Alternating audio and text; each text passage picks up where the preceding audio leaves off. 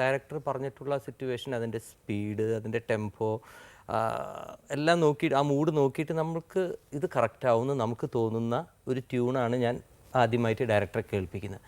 അങ്ങനെ അന്ന് രഞ്ജിത്ത് ഹോട്ടലിൽ കമ്പോസിങ്ങിന് ഇരിക്കുമ്പോൾ ബിച്ചു ഏട്ടൻ അവിടെ ഇരിക്കുന്നുണ്ട്, കമലുണ്ട്, ഞാനുണ്ട്, ഞാൻ വേറെ ആരുമില്ല. അപ്പം ഞാൻ കമലിൻ്റെ അടുത്ത് വെറുതെ ഇങ്ങനെ പാടി, എനിക്കത് വളരെ കറക്റ്റാണെന്ന് തോന്നിയിട്ട് ഞാൻ കമലിൻ്റെ അടുത്ത്, ഇനിയിപ്പോൾ കമലിനും കൂടി അത് ആക്സെപ്റ്റ് ചെയ്യണമല്ലോ,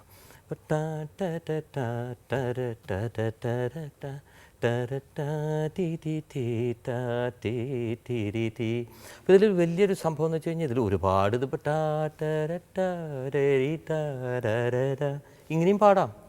പക്ഷേ ഞാനത് അങ്ങനെയൊന്നും പാടാതെ കണ്ട് എൻ്റെ മനസ്സിൽ ഞാൻ ഇതൊക്കെ നോക്കിയിട്ടുണ്ടാവും. ഞാൻ അവസാനം ഇങ്ങനെ വെറുതെ ഇങ്ങനെ പാടി. അപ്പോൾ കമൽ പറഞ്ഞു, ഓക്കെ, ഇത് ഭയങ്കര കറക്റ്റാണ് എന്ന് കമൽ പറഞ്ഞു. അപ്പോൾ ഇതിനിടയ്ക്ക് അപ്പോൾ ബിച്ചുവേട്ടനോട് ഞങ്ങളത് ട്യൂണായത് ബിച്ചുവേട്ടൻ അത് ശ്രദ്ധിച്ചിട്ട് പോലുമില്ല. അപ്പോൾ ബിച്ചുവേട്ടൻ അവിടെ ഇരിക്കുക. അപ്പോൾ ബിച്ചുവേട്ടൻ പെട്ടെന്ന് എനിക്കൊരു പേപ്പർ എടുത്ത് നീട്ടി. അപ്പോൾ നോക്കുമ്പോൾ ഒരു ന്യൂസ് പേപ്പറിൻ്റെ എഴുതാത്ത മുകളിലത്തെ ഭാഗത്ത് അപ്പം എവിടെ നിന്ന് കിട്ടിയ പേപ്പറാണ്, ചെറിയൊരു വൈറ്റ് കളർ. അതിൽ പുള്ളി ഇങ്ങനെ എഴുതിയിരിക്കുക, ഉണ്ണികളെ ഒരു കഥ പറയാമെന്നാണ് അതിൽ എഴുതിയിരിക്കുന്നത്. അപ്പോൾ കമലും ഞാനും ഇത് പടത്തിൻ്റെ പേര് എഴുതിയിരിക്കുന്നു. ആ തൻ്റെ ട്യൂണിലൊന്ന് പാടി നോക്കി. അപ്പം എനിക്കൊരിക്കലും ഞാൻ പ്രതീക്ഷിക്കുന്നില്ല. പുള്ളി അത് ഓൾറെഡി പുള്ളി എഴുതി വെച്ചിരിക്കുക. കാരണം എന്ന് വെച്ച് കഴിഞ്ഞാൽ അതിന് മുമ്പ് നമ്മൾ ഇത് അന്ന് നമ്മൾക്ക് ഒരു ഇതുണ്ടായിരുന്നു, പ്രത്യേകിച്ച് ഈ പടം മൊത്തം ഉണ്ണികളുടെ ഒരു ഇതായതുകൊണ്ട് ഉണ്ണികളെ കഥ പറയാമെന്ന് വെച്ചിട്ടൊരു പാട്ടുണ്ടാവുകയാണെങ്കിൽ നല്ലതാണെന്നൊരു നമുക്കൊരു ആഗ്രഹം ഉണ്ടായിരുന്നു. പുള്ളി അപ്പോൾ അത് വെച്ചിട്ടൊരു പാട്ട് ഉണ്ടാക്കണം എന്ന് എഴുതി വെച്ചിട്ട് പുള്ളി വെറുതെ തുടക്കം എഴുതി വെച്ചിരിക്കുകയാണ്. ഞാനിതൊന്നും അറിയുന്നില്ല. ഞാൻ വെറുതെ കമലിൻ്റെ അടുത്ത് പാടി, കമലിനെ ആ പാട്ട് കേട്ട വഴിക്ക് ഓക്കെ എന്ന് പറയലും ഇദ്ദേഹം എടുത്ത് വിച്ചുവേട്ടനെടുത്ത് തരും, പാടി നോക്കാൻ പറഞ്ഞു. ഞാൻ ഉണ്ണികളെ ഒരു കഥ പറയാം എന്ന് പറഞ്ഞ് ഞാൻ പാടി വഴിക്ക് ശരിക്കും പറഞ്ഞു കഴിഞ്ഞാൽ അത് കമൽ കൈയടിച്ചു.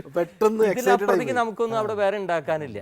അപ്പോൾ അതാണ് ഞാൻ അവിടെ അങ്കിൾ പറഞ്ഞ ഒരു കാര്യം എനിക്ക് ഓർമ്മ വരുന്നത്. നമ്മൾ അറിയാതെ കണ്ട് നമ്മൾ ചെന്ന് എത്തിപ്പെട്ടത് കറക്റ്റായിട്ടുള്ളൊരു ഒരു പീസിലേക്കാണ് നമ്മൾ വന്ന് പെട്ടത്. അതുകൊണ്ടാണ് ആ വാക്ക് കറക്റ്റായിട്ട് വേറൊരു വാക്ക് അവിടെ എഴുതാനും പറ്റില്ല, അത്രയും കറക്റ്റ് ചന്തത്തിലാണ് അത് വന്നത്. അതിനോടൊപ്പം തന്നെ സംഭവിച്ച ആ ലൈൻ കഴിഞ്ഞ ഉടനെ തന്നെ അതേ ട്യൂൺ തന്നെയല്ലേ സെക്കൻഡ് ലൈൻ. അതെ അതെ, ഈ പുല്ലാങ്കുഴലിലും കഥ പറയാമെന്ന് അപ്പം തന്നെ ബിച്ചുവേട്ടൻ എഴുതി. അപ്പോൾ അതിൻ്റെ ഏറ്റവും വലിയ തമാശ എന്ന് വെച്ച് കഴിഞ്ഞാൽ ഈ പുല്ലാങ്കുഴലിലും കഥ പറയാം, അതാണ് കഥ. ആ ഒറ്റ ലൈനിൽ സിനിമയുടെ മൊത്തം കഥ. അതാണ് ഞാൻ പറഞ്ഞത്. ആ പുല്ലാങ്കുഴലാണ് ശരിക്കും മോഹൻലാലിൻ്റെ ക്യാരക്ടർ. അത് ഈ പറഞ്ഞ കാര്യം, ഒരു കാട്ടുമുളയെന്നുള്ള ഒരു സംഗീതം ഉണ്ടാവും. വളരെ അസംസ്കൃതമായിട്ടുള്ളൊരു വസ്തു നിന്ന് ഇത്രയും മനോഹരമായ സംഗീതം ഉണ്ടാവും. അപ്പോൾ അതുപോലെ ഈ കുട്ടികളെ പുള്ളി ഇങ്ങനെ കൊണ്ടുവന്നിട്ട് മൊത്തം അയാളുടെ ഒരു ജീവിതം അവസാനം ഈ ഒരുപക്ഷെ പാടിക്കഴിഞ്ഞിട്ട് ഈ പുല്ലാങ്കുഴൽ വലിച്ചെറിഞ്ഞ് കളയും. അതാണ് അയാളുടെ ജീവിതം.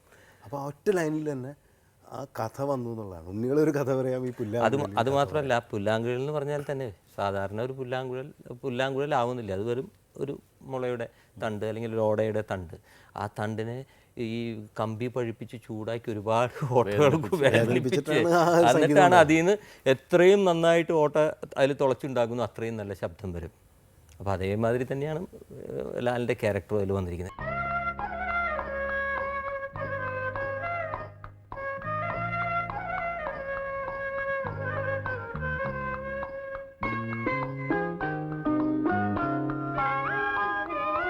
ഉണ്ണികളെ ഒരു കഥ പറയാം, ഈ പുല്ലാങ്കുഴലിൻ കഥ പറയാം. ഉണ്ണികളെ ഒരു കഥ പറയാം, ഈ പുല്ലാങ്കുഴലിൻ കഥ പറയാം.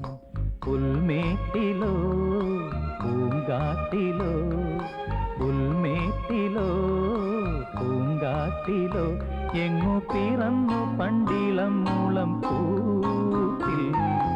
ഉണ്ണികളെ ഒരു കഥ പറയാം, ഈ പുല്ലാങ്കുഴലിൻ കഥ പറയാം.